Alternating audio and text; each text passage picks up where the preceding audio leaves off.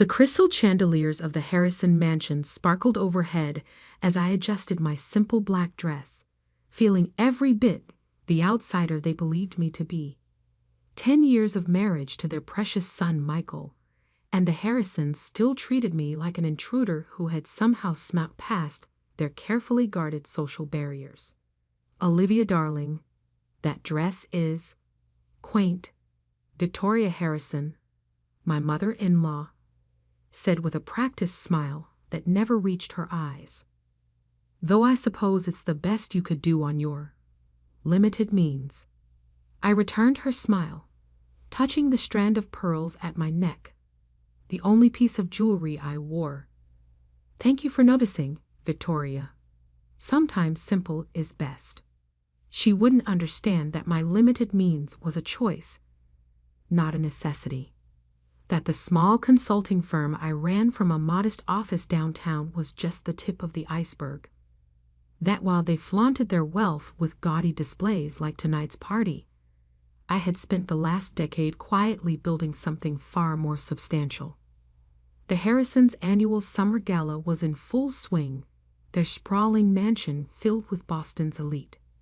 Doctors, lawyers, old money families, all gathered to pay homage to what they believed was one of the city's most powerful dynasties. If only they knew how hollow that power had become. "Mother, please." Michael appeared at my side, champagne flutes in hand. "Must you always criticize?"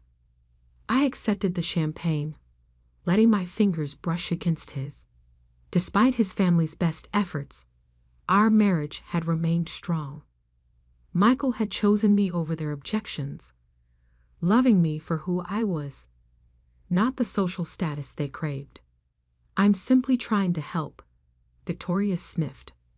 "Someone has to maintain our family standards." Before Michael could respond, his father's voice boomed through the grand ballroom. "Welcome, everyone." Robert Harrison stood on the marble staircase, commanding attention as he'd done for 40 years as CEO of Harrison Financial Group. "Thank you all for joining us to celebrate another record year." The crowd applauded politely.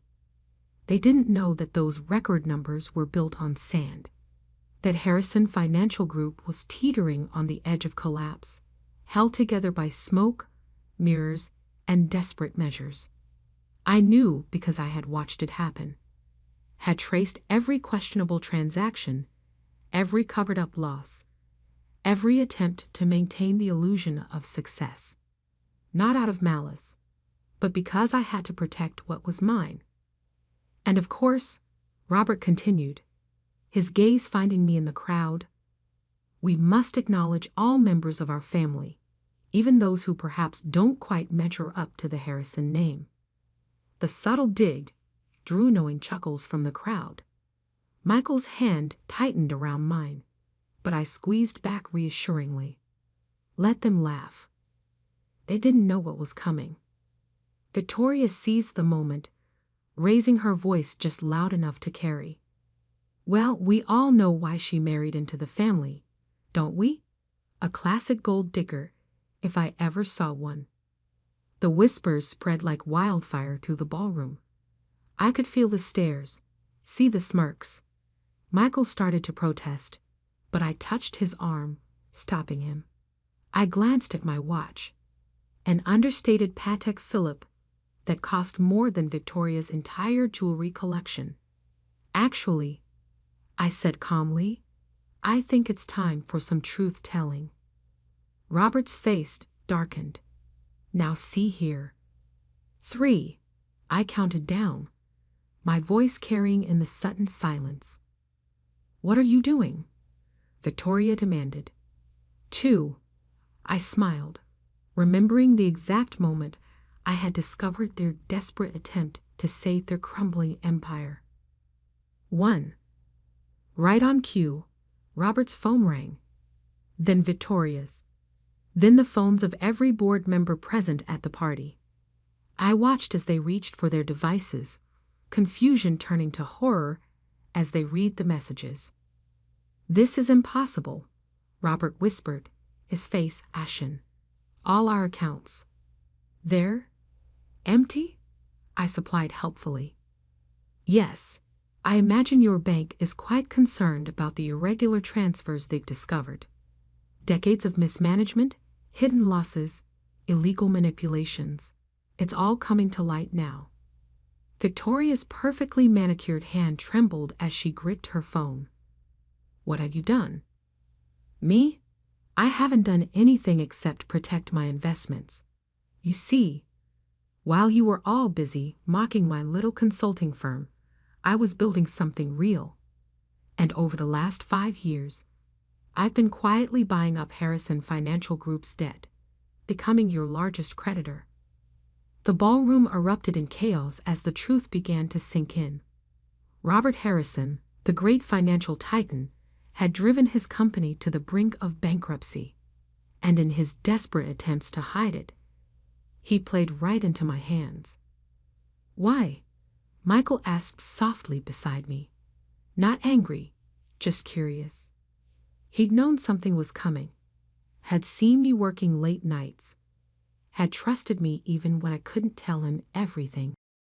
Because 10 years ago, your family tried to destroy me rather than accept me, I said, loud enough for everyone to hear. They thought I was nothing but a gold digger.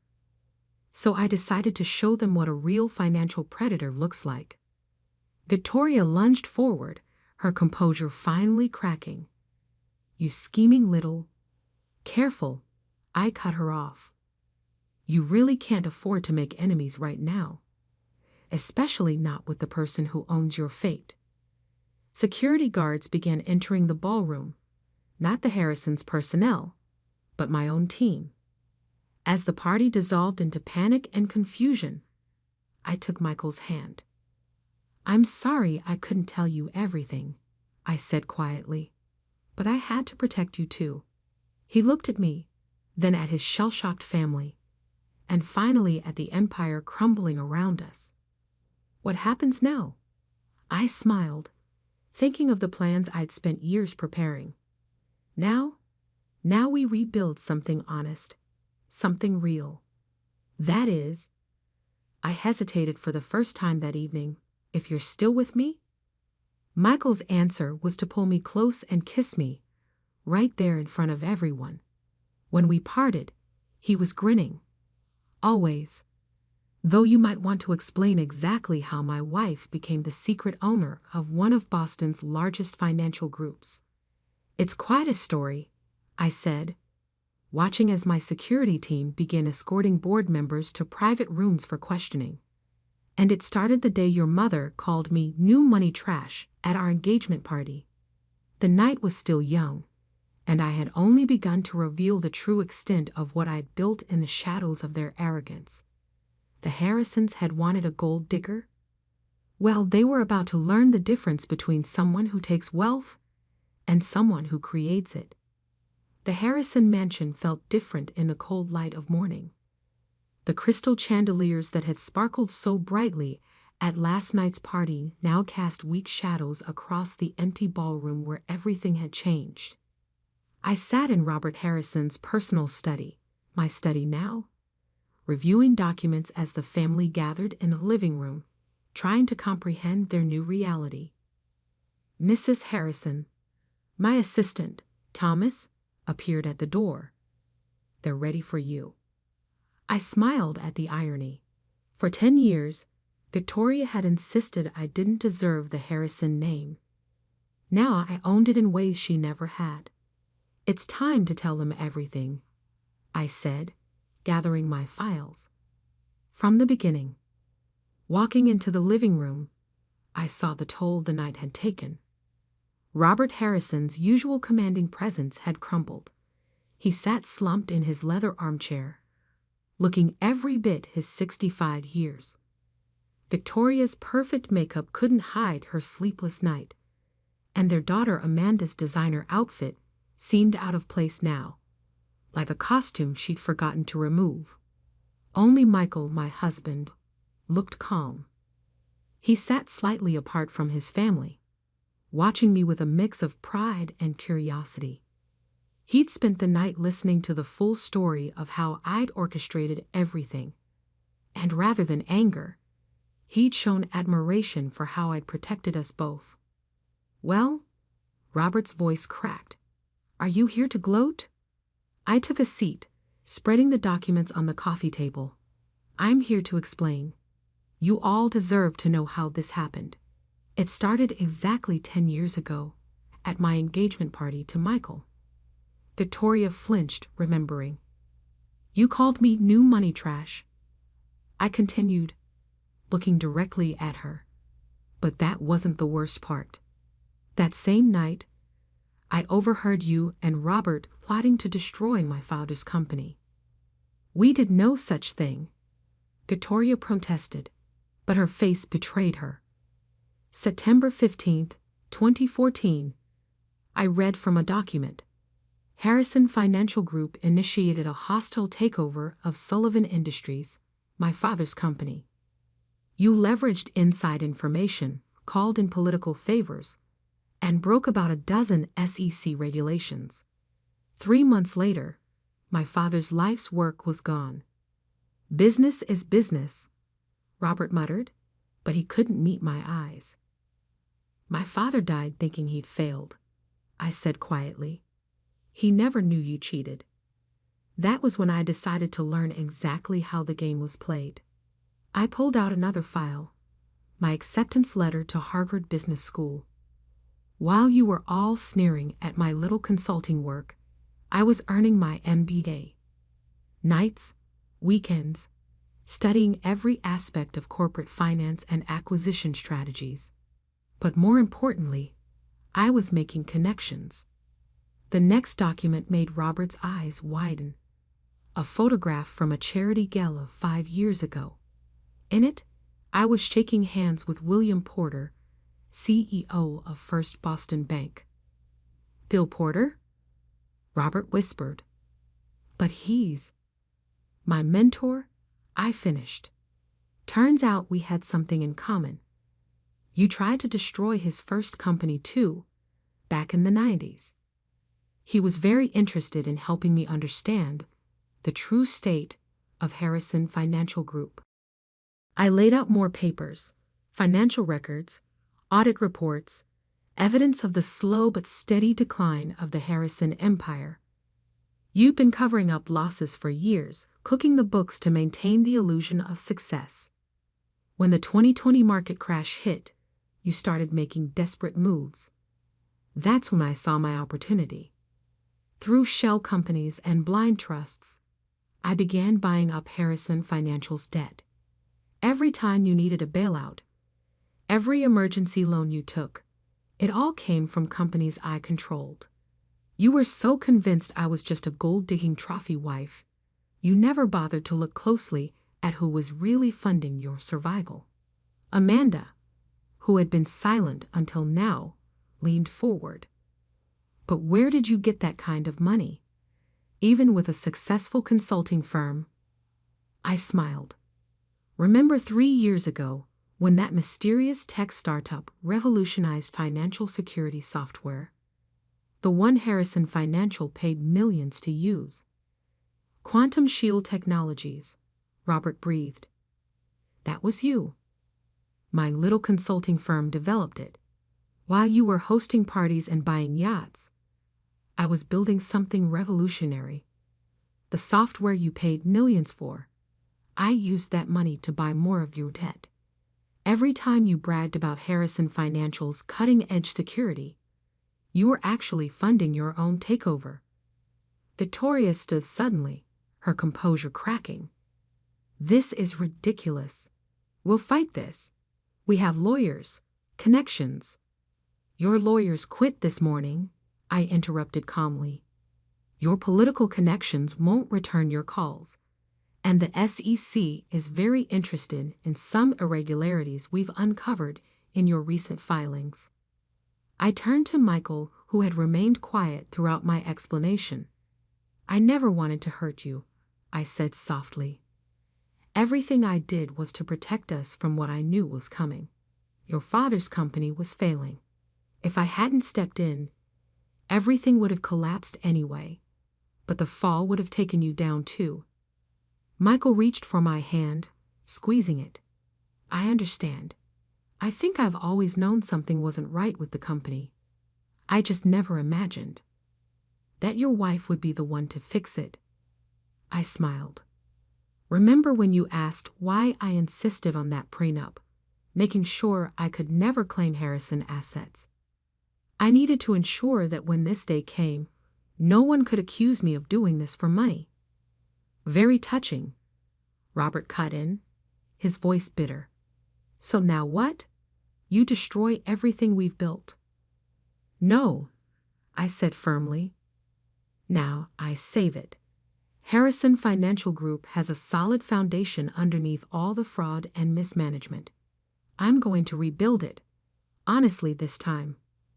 I pulled out one final document. This is my offer. You all maintain your personal assets, homes, cars, savings. I'm not interested in destroying your lives.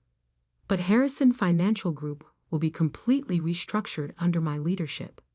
And if we refuse? Victoria asked, though her voice lacked conviction. Then I turn over evidence of financial fraud to the SEC. And you learn what it's really like to lose everything. I stood up, smoothing my skirt. You have 24 hours to decide. As I turned to leave, Amanda spoke up.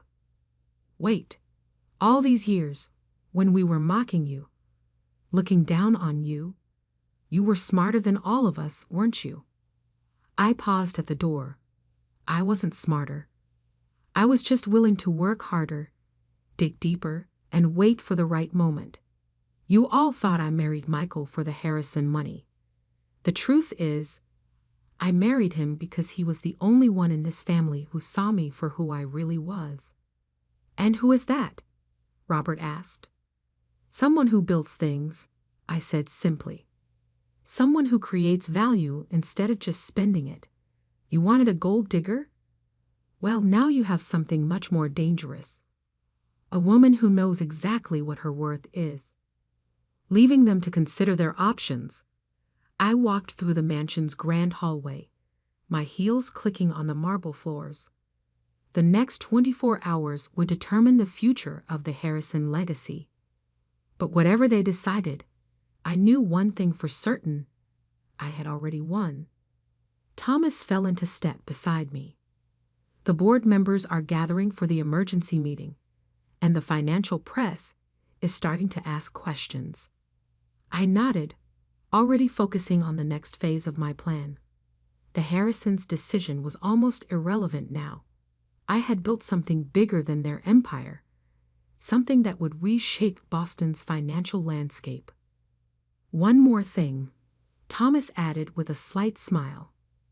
Mrs. Victoria Harrison's country club membership has been suspended. Apparently, there are some concerns about her family's financial stability. I couldn't help but smile. Sometimes the smallest victories were the sweetest.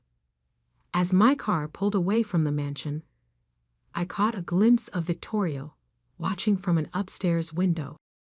For 10 years, she had seen what she wanted to see: a social climber, a gold digger, an unworthy addition to her perfect family. Now she was finally seeing the truth, and the view was very different from the bottom looking up. 1 month after the party that changed everything, I stood at the floor-to-ceiling windows of my new office on the top floor of Harrison Financial Group's headquarters. The view of Boston's skyline was exactly the same as it had been from Robert's office, but everything else had changed.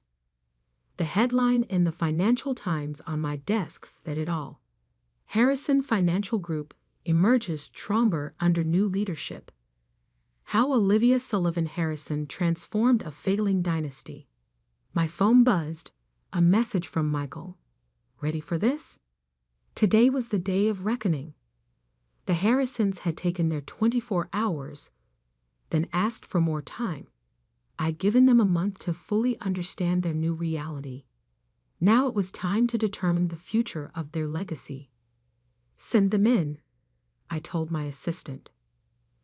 They entered as a family, but not with their usual arrogance. Robert had traded his bespoke suits for more modest attire. Victoria's jewelry was noticeably simpler. Amanda watched everything with new eyes, as if seeing the world clearly for the first time. "Please, sit."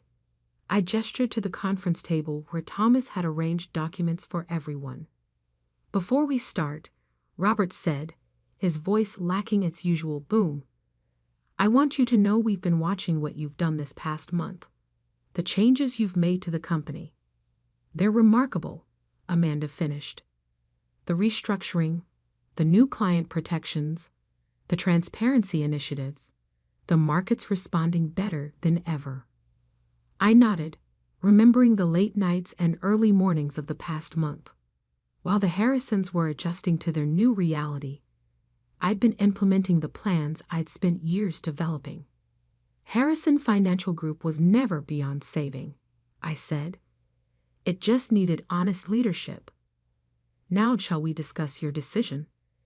Victoria straightened in her chair. "We've had extensive family discussions. Your offer to let us keep our personal assets in exchange for complete control of the company." She paused, swallowing her pride. "We accept." "Good," I said, sliding documents across the table. "But that's no longer my only offer." They looked up in surprise. "Robert," I turned to my father-in-law. "You spent 40 years building this company. Yes, you lost your way, made serious mistakes, and nearly destroyed everything. But the foundation you built was solid. I'm offering you a position as advisory director. No executive power, but your experience could still be valuable if you're willing to work with integrity this time." Robert's hands trembled as he reached for the contract. "You trust me, after everything?" "Trust is earned," I said firmly. "This is a chance to earn it back." "Amanda," I continued, turning to my sister-in-law, "you got an MBA from Wharton that you've never really used, too busy playing socialite. I'm offering you a junior executive position, not because you're a Harrison, but because I've seen your analysis of our recent changes. You've got good instincts when you actually use them." Amanda's eyes widened. For the first time, someone was seeing her as more than just a rich man's daughter. "And Victoria," I turned to my mother-in-law, who tensed visibly, "your social connections are extensive. I'm offering you a role in our client relations department, focusing on charitable initiatives. You're good at bringing people together when you want to be. Let's put that talent to actual use." Victoria's carefully maintained composure cracked slightly. "Why? Why offer us anything? You've won. You could destroy us completely." "Because this was never about destruction," I said quietly. "This was about transformation. Of the company, yes, but also of this family." I stood up, walking back to the window. 10 years ago, you rejected me because I wasn't from your world. You called me a gold digger because you couldn't imagine I might have value beyond money. So I'd built something bigger than money. I'd built real worth. Turning back to them, I continued. Every insult, every snub, every dismissal, they just motivated me to work harder. While you were protecting your social status, I was creating actual value. While you were hiding your failures, I was learning from mine. That's the difference between old money and new vision. The irony, Michael spoke for the first time, moving to stand beside me, is that you were so worried about Olivia being a gold digger, you didn't notice she was actually a builder. Everything she touched turned to gold, not because she took it, but because she created it. Looking at their faces, I could see the full weight of understanding finally settling in. They'd spent years fearing I would steal their fortune, never imagining I would build something greater. These contracts, I gestured to the documents, are more than just job offers. They're an opportunity to be part of something real, to stop living on past glory and start building future success. The question is, are you ready to earn your place instead of just claiming it by birthright? One by one, they reached for their contracts. Even Victoria, after a long moment of internal struggle, picked up her pen. "One last thing," I said as they prepared to sign. "There's a clause in there of family dinner. Monthly, at our house. No pretense, no power plays, no positioned seating. Just family learning to be family. You still want that?" Victoria asked softly. "After everything?" "Family isn't about worth or wealth," I replied, thinking of my father, of all the lessons he taught me about value and dignity. It's about growth. And maybe it's time the Harrisons learned to grow together instead of tearing each other down. As they signed their contracts, I felt Michael squeeze my hand. We'd done more than save a company. We'd given a family a chance to redefine itself. Later that evening, as Michael and I walked through the public garden, he asked, "Was it worth it? All those years of planning, working in secret, building your empire in the shadows?" I thought about the changes already taking place. Robert, humbled but engaged, offering genuine insights in advisory meetings. Amanda, throwing herself into executive training with newfound purpose. Even Victoria, slowly learning to measure worth by more than just social status. "You know what your mother said to me yesterday?" I told him. She apologized. Actually apologized, for the first time in 10 years. Said she finally understood what real value looks like. "And do you forgive them?" he asked. I watched the sunset paint the Boston skyline in shades of gold. Forgiveness isn't about forgetting the past. It's about creating a better future. That's what I'm good at. Building things, including bridges. Michael smiled. "You know, they're calling you the new face of Boston finance. The woman who turned a family scandal into a corporate renaissance." "Let them talk," I said, thinking of the next phase of my plans. The innovations, expansions, and transformations still to come. I didn't do this for their approval. I did it because sometimes the best revenge isn't about getting even. It's about rising higher, he finished.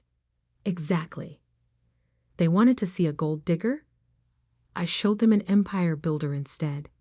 And this is just the beginning. As we walked home, I thought about the journey that had brought me here.